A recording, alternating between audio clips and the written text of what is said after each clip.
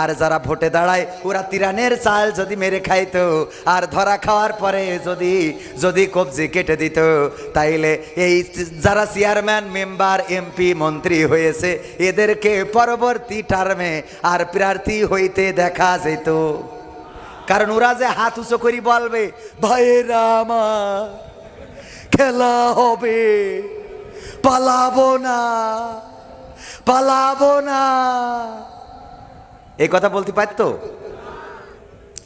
এমপিরা সব কোথায় গেল, মন্ত্রীরা সব কোথায় গেল, কোথায় কাদের কাকা, তাদের ছাড়া দেশটা কেমন লাগে ফাঁকা ফাঁকা। আমার এমপিরা সব কোথায় গেল, আমার কলিজার টুকরা মন্ত্রীরা সব কোথায় গেল, কোথায় কাদের কাকা, তাদের ছাড়া দেশটা কেমন লাগে ফাঁকা ফাঁকা, ওদের ছাড়া দেশটা কেমন লাগে ফাঁকা ফাঁকা। পালাবে না যাই না তবু দেখা, পালাবে না যাই না তবু দেখা, তাদের ছাড়া দেশটা কেমন লাগে ফাঁকা ফাঁকা। আইন মন্ত্রী আটকে গেল আইনেরই ফাঁকে, দাড়ি ছাড়া দরবেশের ভণ্ড ভণ্ড লাগে। সবাই বলা লাগবে, আমি তো আকার শুনে গান গাইলে তো আর অসুবিধা নেই আছে। হ্যাঁ, পরে ওরা ঘুরে আসলি কাটি খুলবে, সে পর্যন্ত তো গাই নাকি, তারপর যা হয় হবে। বলছে আর আসবে না, ষড়যন্ত্র থেমে আছে। আপনি যদি ঘুমিয়ে থাকেন আর চায়ের দোকানে বসে যদি বলেন যে বাইডেন এইবার থাকবে না, ডোনাল্ড ট্রাম্প আসবে, চায়ের দোকানে রাজনীতিবিদ আছে না নাই? ইউক্রেন আর রাশিয়া যুদ্ধ কেন এত লম্বা সময় ধরে হচ্ছে, বাংলাদেশের কেউ বলতে না পারলো চার দোকানেরও বলতে পারে, কথা কয় না। বিজ্ঞানী আছে না নাই? বাংলাদেশের বিজ্ঞানী 2 লাখ টাকায় হেলিকপ্টার বানাইছে, খালি উপরে একটা ফ্যান ঘরে আর আমাকে টেলিভিশনরা ওই নিউজ প্রচার করে। অথচ আমাদের সেক্রেটারি জেনারেল এখানে এসে 1.5 ঘন্টা কোরআন হাদিস থেকে বয়ান করে গেল। একটা রাজনৈতিক দলের সেক্রেটারি, তার বয়ান নেওয়ার জন্য একটাও মিডিয়া আসে নাই, কথা কয় না। এসেছে বলেন, কত বড় শয়তান এই মিডিয়াগুলো, চিন্তা করতে পারেন?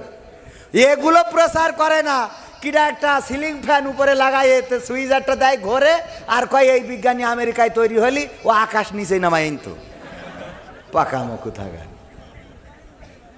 বাংলাদেশের বিজ্ঞানী আর বাংলাদেশের সাংবাদিক, এদের আমাদের দেশের বিজ্ঞানীরা হইল পয়লা বৈশাখে ঠাকুর তৈরি করে। ভণ্ড ভণ্ড লাগে, শুনছি কত নেতা নেত্রী খাইতেছে ভাই ডান্ডা, বিচারপতি কালামানিকের ফাটিয়েছে আন্ডা।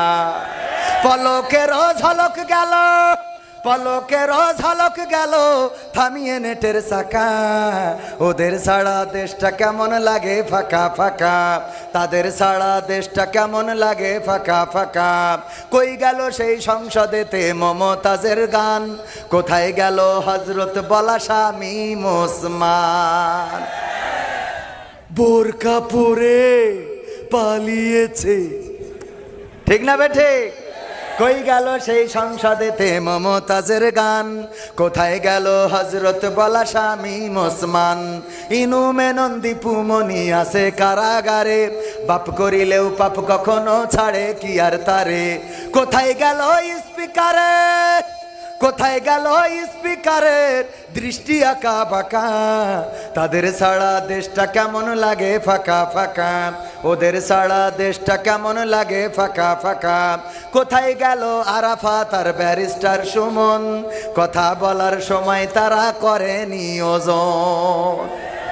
গরু বেচছে টেকা দিমু তোমরা খালি খাইলবা, বলতো না তোমরা খালি খাইলবা, গরু বেচছে টেকা দিমু। কই গেল সেই আরাফাত আর ব্যারিস্টার সুমন, মাল নিতে যায় তখন যায় খালি, আসে বুঝাই নিয়ে। 2 পাশে 2টা পুকুর, আপনারা কি বলেন? পুষ্কুনি বা পুকুর, এটা তো চেনেন। মাঝখান দিয়ে রাস্তা, ট্রাক যখন খালি গেছে অসুবিধা নেই, কিন্তু ধানের বস্তা লোড করে যখন আসতেছে 2 পাশে পুকুর, হেল্পারে নামায়ে বলতেছে দেখো 2 পাশে পুকুর, তুমি সামনে থেকে খুব কায়দা করে দিক নির্দেশনা দিবা, ডানি বাই সুন্দর করে বলবা।